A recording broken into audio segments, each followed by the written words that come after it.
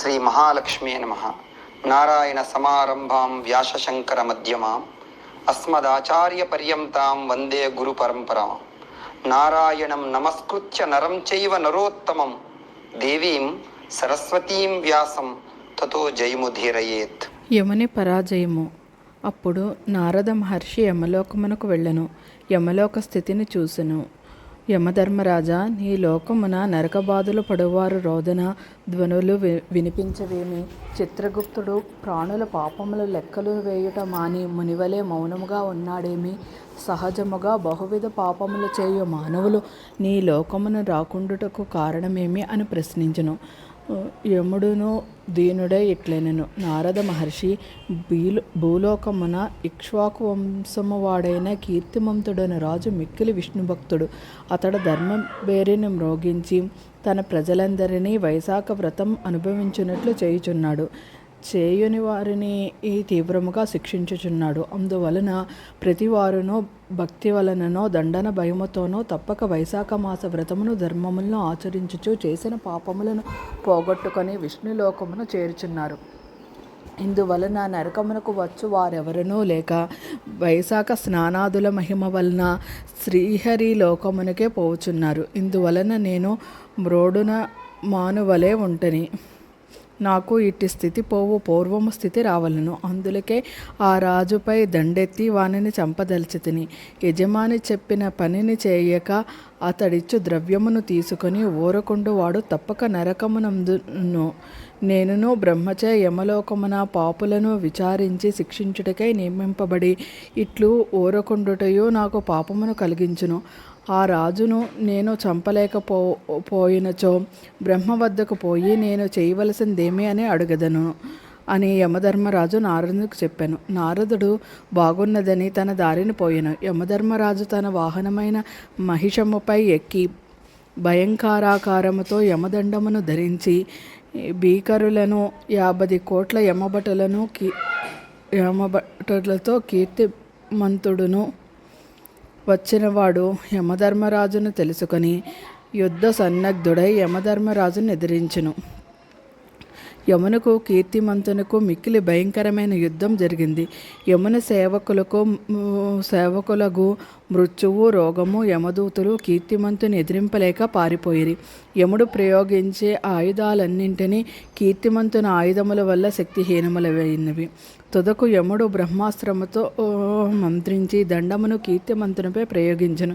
మిక్కిలి భయంకరమైన ఆ యమదండమును చూసి అందరూ బెదిరి హాహాకారములు చేసిరి. అప్పుడు శ్రీహరి తన భక్తుడగు కీర్తిమంతుని రక్షించుటకై తన సుదర్శన చక్రమును పంపెను.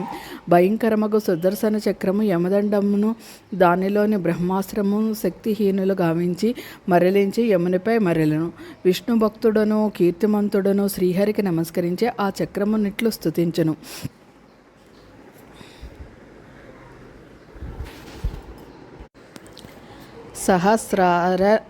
సహస్రార నమస్తేస్తు విష్ణుపాణి విభూషణ త్వం సర్వలోకరక్షాయై ధృతపురా త్వాం యచేజ్జయామంత్రాతుం విష్ణుభక్తం మహాబలం నృణాం దేవద్రుహంకాల స్వమేవ హినచాపరః తత్పాదేవం యమం రక్ష కృపాకరు జగత్పతే అని కీర్తిమంతుడు ప్రార్థింపగా సుదర్శన చక్రము యముని విడిచి దేవతలందరినూ చూచుచుండగా నా రాజు వద్దకు వచ్చి నిలిచెను. యముడును తన సర్వ ప్రయత్నములను వ్యర్థమగుటను గమనించెను. కీర్తిమంతుడు సుదర్శనమును ప్రార్థించి తనను రక్షించుటను చూచి మిక్కిలి అవమానమును విషాదమును పొందెను. అతడు తలవంచుకొని సవిచారముగా బ్రహ్మదేవుని వద్దకు పోయెను. ఆ సమయమున బ్రహ్మ సబదీర్చుచుండెను. మూర్తులను అమూర్తులకు వారిచే బ్రహ్మసేవితుడై ఉండెను. బ్రహ్మ దేవతలకాశ్రయమైన వాడు, జగములను వృక్షములను బీజము విత్తనము అయినవాడు, అన్ని లోకములకు పితామహుడు. ఇట్టి బ్రహ్మను లోకోపాకులు ద్విపాలకులు రూపము కల ఇతిహాస పురాణాదులు వేదములు సముద్రములు నదులు సరోవరములు అశ్వరార్థి మహావృక్షములు వాపి కూప తటాకములు, పర్వతములు, అహోరాత్రములు, పక్షులు, మాసములు, సంవత్సరములు, కళలు, కాష్టములు, నిమేషములు, ఋతువులు, ఆయనములు, యుగములు, సంకల్ప వికల్పములు, నిమిషోత్పన్నోషాలు, నక్షత్రములు, యోగములు, కరణములు, పూర్ణిమలు, అమావాస్యలు, సుఖదుఖాలు, భయాభయములు, లాభాలాభములు, జయాపజయములు, సత్వరజస్తమో గుణములు, సొంత మూఢ అతిమూఢ అతి ఘోరావస్థలు, వికారములు, సహజములు, వాయువులు, శ్లేష్మవాత పిత్తములు, వీనితో కొలువు తీరిన బ్రహ్మను చూచెను. ఇట్టి దేవతలున్న కొలువులోనికి యముడు సిగ్గుతో కొత్త పెండ్లి కూతురి వలె తలవంచుకుని ప్రవేశించును. ఇట్లు సిగ్గుతో తన వారందరితో వచ్చిన యమునిని చూచి సభలోని వారు క్షణమైనా తీరికయుండని ఇతడెందులకు వచ్చెను, తలవంచుకుని విషాదముగా నుండుటకు కారణమేమని సభలోని వారు విస్మయపడిరి. ఇతడు వచ్చిన కారణమేమి? పాపపుణ్యములు తెలుపు పత్రము కొట్టివేతతో నుండిటేమి అని ఇట్లు సభలోనున్న భూతములు దేవతలు ఆశ్చర్యపరచుండగా యమధర్మరాజు బ్రహ్మపాదములపై పడి దుఃఖించుచు రక్షింపము రక్షింపము అని ఏడ్చును. స్వామి, నన్ను రక్షించనీవుండగా నేను పరాభవమునందితిని. మానవుల పాపపుణ్యములు తెలుపుటను పాపములను నేను వ్రాయించి నేను కొట్టవలసిన వచ్చినది.